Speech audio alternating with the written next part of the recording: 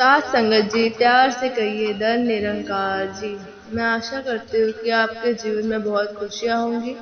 तो इस विचार को सुनने से आपके जीवन में बहुत ही मार्गदर्शन मिलेगा। साथ संगत जी, इस विचार को आप ध्यान से सुनिए और लास्ट तक देखिए। साथ संगत जी, एक बहुत बड़ा गांव था।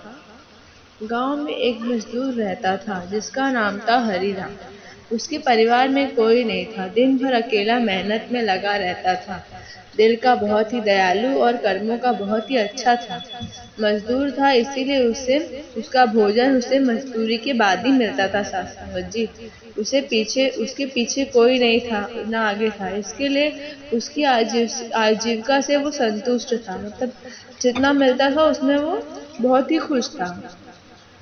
एक बार उसे एक छोटा सा बछड़ा मिल गया। साथ संगत जी, उसने खुशी से उसे पाल लिया और सोचा आज तक वो अकेला था, अब वो इस बछड़े को अपने बेटे के जैसा पालेगा।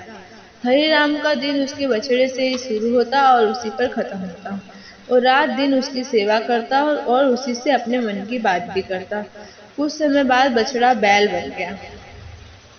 उसकी जो सेवा हरिराम ने की थी, उससे वो बहुत ही सुंदर और बलशाली बन गया था।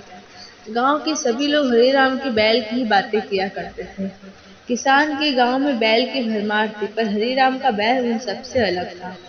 सासंगत जी, दूर दूर से लोग उसे देखने आते थे। हर कोई हरिराम के बैल के बारे में ही बातें कर रहा था।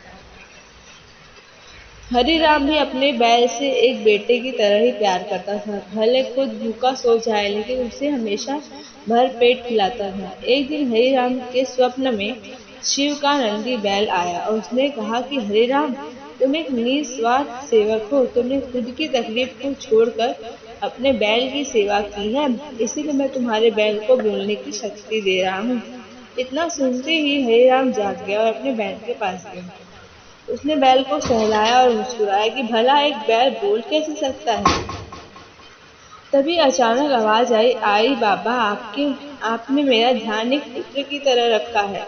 मैं आपका आभारी हूँ। साथ संगत जी, वो बैल बोलने लगा और वो बैल बोल रहा था कि मैं आपके लिए कुछ करना चाहता हूँ। यह सुनकर हरिराम घबरा गया। उसने खुद को संभाला और तुरंत ही बैल को गले लगाया।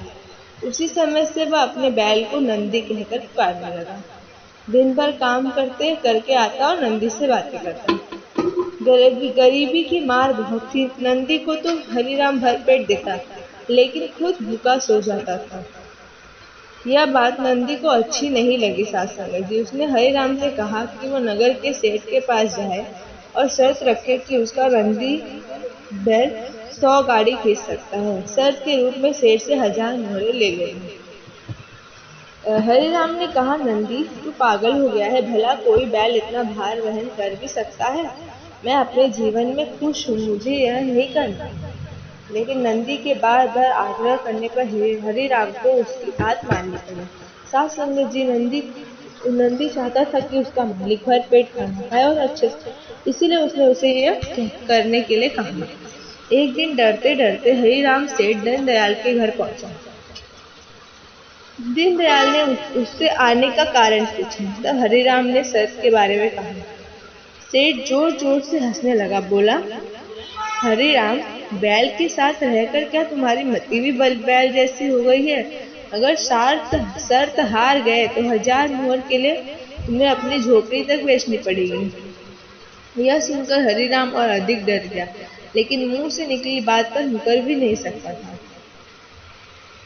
शरद का दिन आ गया और सेठ दीनदयाल ने पूरे गांव में ढोल पिटवाकर इस प्रतियोगिता के बारे में गांव वाले को खबर दी और सभी को यह अद्भुत नजारा देखने बुलाया। सभी खबर सुनने के बाद हरिराम का मजाक उड़ाने लगे और कहने लगे कि यह शर्त तो हरिराम ही हारेगा।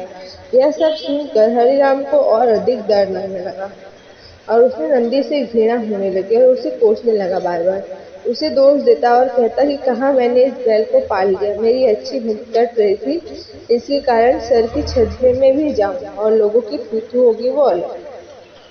अब हरिराम को नंदी बिल्कुल भी रास नहीं आ रहा था। वह दिन आ गया जिस दिन प्रतियोगिता होनी थी। 100 माल से भरी गाड़ियों के आगे नंदी को जोता गया और गाड़ी पर खुद हरिराम बैठा। सभी गांव वाले ये नजारा देख हंस रहे थे और हरे राम को बुरा भला कह रहे थे। सास संगत जी, हरे राम ने नंदी से कहा, देख तेरे कारण मुझे कितना सुनना पड़ रहा है। मैंने तुझे बेटे जैसा पाला और तूने मुझे सड़क पर लाने का काम किया। हरे राम के ऐसे घृणित शब्दों के कारण नंदी को गुस्सा आ गया। उसने ठान लिया कि वो एक कदम भी आगे नहीं बढ़ाएगा और इसी तरह हरिराम शर्त हार गए। सभी ने उसका मजाक उड़ाया और उसे अपनी झोपड़ी सेठ को देनी पड़ी। सास जी, अब हरिराम नंदी के साथ मंदिर के बाहर पड़ा हुआ था और नंदी के सामने रो रो कर उसे कोस रहा था। उसकी बातें सुन नंदी को सहा ही नहीं गया। उसने कहा, बाबा हरिराम, यह तुम्हारे कारण हुआ। यह सुनकर हरिराम चौंका। उसने गुस्से में पूछा कि क्या किया मैंने? तुमने भांग खा रखी है क्या? तो हरिराम बोलता है, तो नंदी अब कहता है, तुम्हारे प्रेम की भूल के कारण ही भगवान ने मुझे बोलने की शक्ति दी थी और मैंने तुम्हारे लिए ये सब करने की सोची, लेकिन तुम मुझे उल्टा ही कोसने लगे, मुझे बुरा भला कहने लगे। तब मैंने ठानी कि मैं तुम्हारे लिए कुछ नहीं करूँगा। लेकिन अब मैं तुमसे फिर से कहता हूँ कि 100 गाड़ियाँ खींच सकता हूँ। तुम जाकर फिर से शर्त लगाओ और इस बार अपनी झोपड़ी और 1000 मोहरे की शर्त लगाना। हरे राम वही करता है और फिर से शरत के अनुसार 100 गाड़ियां तैयार कर उस पर नंदी को जोता जाता है और फिर से उस पर हरे राम बैठता है और प्यार से सहलाकर उसे गाड़ियां खींचने कहता है। और इस बार नंदी ये कर दिखाता है जिससे देख सब स्तब्ध से रह जाते हैं और हरे राम शर्त जीत जाता है और सेठ दीनदयाल उसे उसकी झोपड़ी और 1000 मोहर दे देता है। सात संगत जी, हमें इसी से ये शिक्षा मिलती है कि जीवन में प्रेम से ही किसी को भी जीता जा सकता है। कहते हैं, प्रेम के सामने ईश्वर भी झुक जाता है। इसीलिए सभी को प्रेम के बोल ही बोलना चाहिए। साथ संगत, हमारी माता जी भी तो हमें यही समझाती है कि हमें सबसे प्रेम करना चाहिए, सेवा करना चाहिए, सत्संग करना चाहिए। साथ संगत जी, प्यार से कहिए, धन्यवाद जी।